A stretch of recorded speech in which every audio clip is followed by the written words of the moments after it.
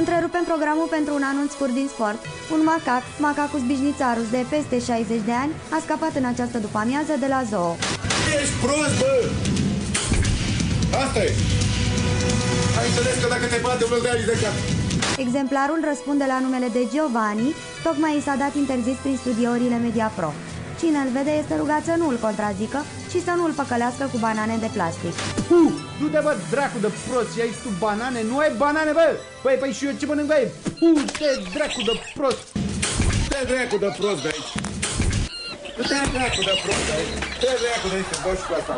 Cum să stau eu, bă, fără banane, băi, bagabondule? Stai, bă, dracu de prost, vin direct de la zoo la tine și tu, mă? Cum să stau eu, bă, fără banane, băi, papagalule care ești, bă? Menționăm că pentru audiență, rudele sale, Givonul de Pipera și Cercopitecul Victor, vor avea totuși acces la emisiunile noastre. Bă, dar măcar ceva, bă, niște pufuleți, băi, dacă n-ai bani, măcar ceva să dai la maimuță, băi, un ananas, ceva, bă, exotic, bă, prostule, te dracu de prost, bă! Top, top, top, rușinică! Nu, pare rău. Acest top rușinică a fost o nenorocire.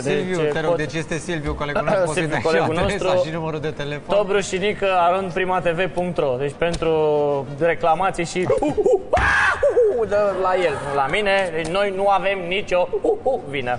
Domnul Mișu